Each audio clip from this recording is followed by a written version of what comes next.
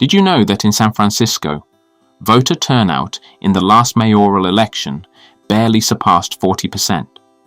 A city that prides itself on civic engagement is now grappling with an electorate increasingly disillusioned and disengaged. But why? Could it be that modern politics, dominated by ideological purity and polarizing narratives, is driving voters away rather than inspiring them to show up?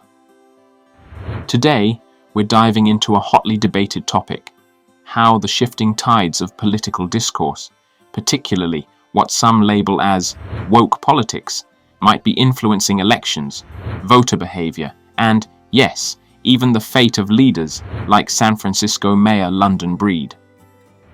San Francisco, once hailed as a bastion of progressive ideals, now finds itself at a crossroads. Rising crime, a worsening homelessness crisis, and an exodus of residents have created a perfect storm of discontent. These issues aren't just policy failures, they're political flashpoints that reflect deeper divisions within the city's electorate. The city remains overwhelmingly blue, but there's growing frustration across the board. A key question emerges. Are voters rejecting policies they view as ineffective, or are they turning away from the broader cultural narrative surrounding progressive politics? Woke politics, a term that means different things to different people, often centers around progressive stances on race, gender, and equity.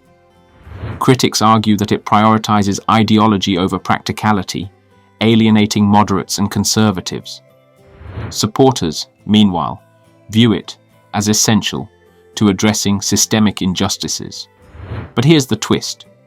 Even within progressive strongholds like San Francisco, there's a growing backlash, not necessarily against the values themselves, but against how they're being implemented or perceived. Mayor Breed has had a tumultuous tenure. Initially seen as a pragmatic leader, she's faced criticism from both sides. Progressives accuse her of being too moderate, while centrists argue she's failed to tackle San Francisco's biggest challenges. This dual criticism placed her in a precarious position. Her approval ratings have fluctuated alongside public frustration over issues like homelessness, public safety, and pandemic recovery efforts. In such a polarized environment, every decision becomes a flashpoint. 1. Public safety and crime. San Francisco's rising crime rates, including retail theft, open drug use, and violent crime, were central campaign issues. Breed faced criticism for her perceived inability to effectively address public safety concerns, despite her public stance advocating for stricter measures such as increasing police presence. Progressive critics accused her of caving to tough-on-crime rhetoric, while moderates argued her approach was too little, too late. Breed's policies left her politically isolated, alienating both progressives who support criminal justice reform and centrists who demand immediate action on public safety. 2. Homelessness crisis. Merely using the word homeless is controversial. The woke prefer the term unhoused. Anyway, homelessness in San Francisco became a defining issue under Breed's leadership, with many accusing her of failing to deliver meaningful solutions. Despite significant investments in housing and services, visible homelessness and encampments persisted, frustrating voters. Some argued that Breed's policies focused too heavily on long-term solutions, such as housing-first models, without addressing immediate visible impacts. Critics allege that woke policies rooted in social equity ideals, such as avoiding aggressive enforcement against encampments, prioritized ideological purity over practical outcomes. Her inability to strike a balance between compassion and enforcement eroded public trust, with both progressives and moderates expressing dissatisfaction. 3. Slow economic recovery. San Francisco's economy suffered greatly during the pandemic, with many businesses closing permanently and downtown areas struggling to recover. Critics pointed to Breed's leadership as failing to revive the city's economic vibrancy, citing policies that deterred businesses from reopening or staying. The closures of flagship stores in high-profile areas like Union Square became symbols of a broader urban decline. Some argued that city policies influenced by woke ideology, such as additional regulations and tax burdens to address systemic inequities, unintentionally created an unfriendly business environment. Voters linked economic stagnation to broader governance issues, reinforcing narratives of inefficiency and ideological overreach. 4. Polarization over progressive policies such as defunding police. Breed found herself caught between factions within her own progressive base. Progressive activists accused her of betraying progressive values by supporting increased funding for law enforcement and moderate housing policies. Conversely, moderates criticized her for aligning with more progressive stances, such as equity-focused initiatives that they felt were out of touch with immediate city needs. The branding of Breed's policies as woke by opponents amplified dissatisfaction, painting her as out of touch with the average resident's priorities. This polarization created a no-win situation, where any decision alienated a significant portion of the electorate. Breed's inability to unify her base or appeal to moderates contributed to a fractured coalition of supporters. 5. Voter disillusionment and turnout. One of the most significant challenges facing leaders like Breed is voter disengagement. When people feel their voices don't matter, or worse, that the system is broken, they simply stay home. In the 2023 election, turnout among registered voters in some districts was as low as 35%. For a city that prides itself on activism, these numbers are alarming. Voter apathy in San Francisco reflected growing disillusionment with local politics.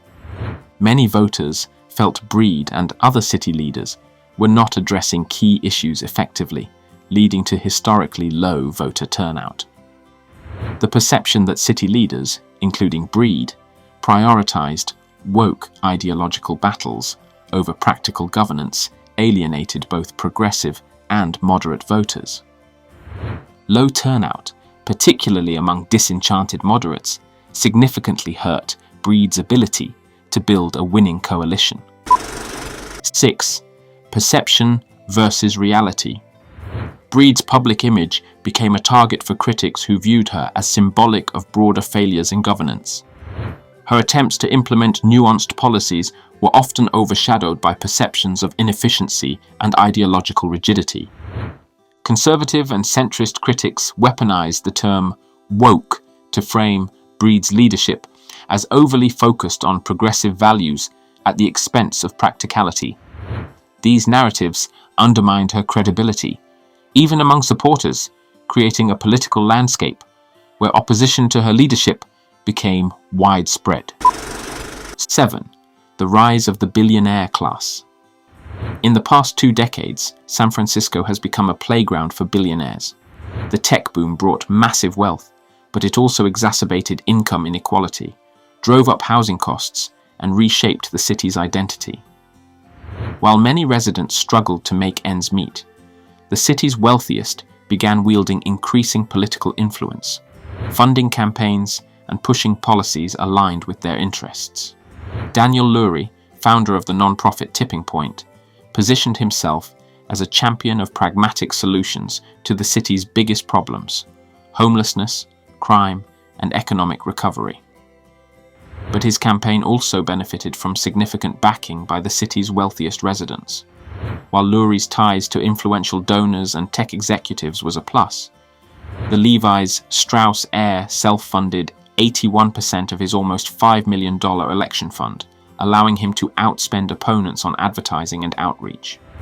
His message of results over rhetoric resonated with voters frustrated by years of gridlock. 8.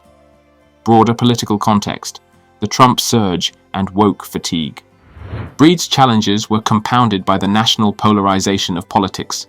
San Francisco's progressive reputation made it a flashpoint for debates on crime, homelessness, and social equity, with Breed often at the center of these national narratives.